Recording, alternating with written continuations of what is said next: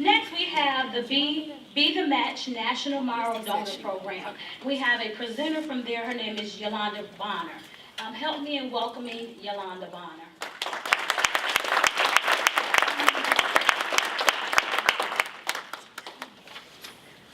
Good afternoon, everyone.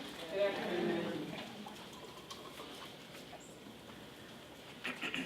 I am from the Be the Match Registry operated by the National Marrow Donor Program. We are a nonprofit organization. We help locate potential donors for patients that are in need of marrow transplant. Just want to acknowledge our supervisor for the Central Region, North Barbara Nolan, if you can raise your hand at the back.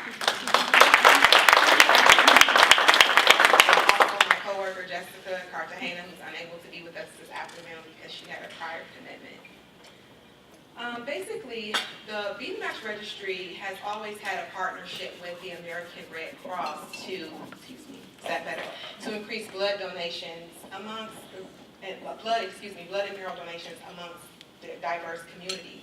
And our goal really for our local donor center is to make sure that all patients in the area have the chance to have a life-saving transplant by increasing the numbers in the registry. So pretty much today, the presentation is just geared towards providing you with education and awareness on the need for more marrow and blood donors. Also on additional information about the patients and why it's important that you as individuals join the registry.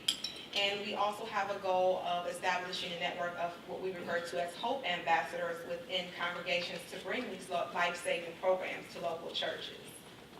What is bone marrow? When we're out in the community, so many people have misconceptions of what bone marrow actually is. And this is just a simplified definition that bone marrow is a sponge-like tissue found in the bones that produces the red and white blood cells and platelets. Who needs bone marrow? Bone marrow transplants are needed by patients that suffer from different life-threatening blood diseases. That includes Hodgkin's lymphoma, different forms of anemia such as aplastic anemia, also sickle cell anemia, and different forms of leukemia. And this slide shows all of our patients who have received successful transplants and that are healthy because of donors like yourself who are part of our registry. This is Raheem Wright. Just wanted to feature him because he actually is a sickle cell patient that we work with. He is from the Columbus area. And as Glenda's slide stated, bone marrow transplantation is curative for sickle cell patients. Unique opportunities. We offer unique opportunities to give life-saving transplants to sickle cell patients like Raheem. Thousands of patients rely on our registry. So if we don't increase the numbers of donors in the registry, those patients are not going to have the opportunity to receive the well-needed transplant.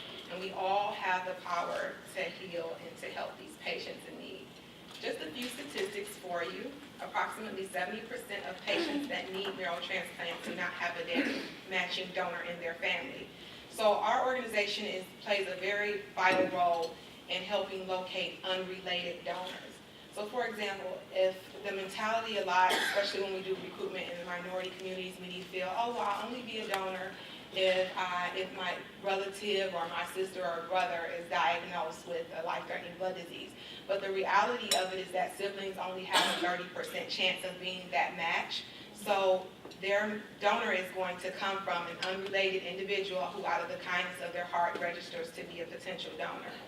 There are approximately 10,000 patients each year whose only hope for a cure is an unrelated transplant, as I mentioned. And out of the 7 million donors in the registry, only 28% of those donors are actually of diverse racial or ethnic backgrounds.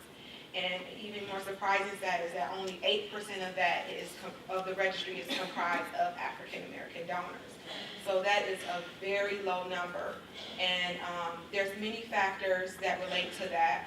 One, there's certain medical conditions that can prevent an individual from being a part of the registry. And we know that in African American communities, there are conditions that are more prevalent, such as diabetes, uncontrolled hypertension.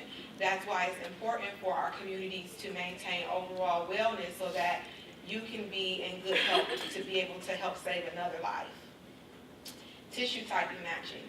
Many have the misconception that to find compatible donors, marrow donors for patients is simply based on blood type.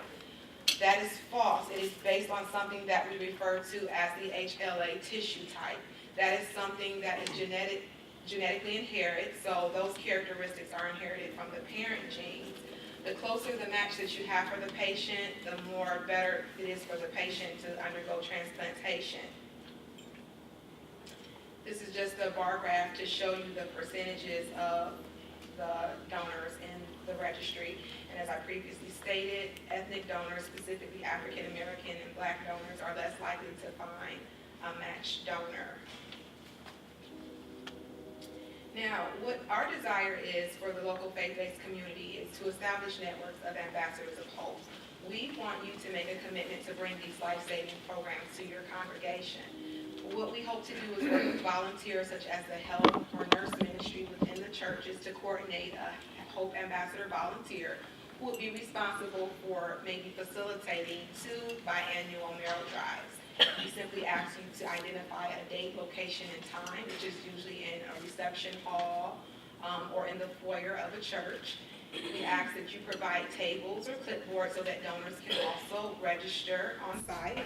We have the completed consent form, which asks for basic demographic contact information. And we also ask them to provide us with the cheek swab. So it's very simple.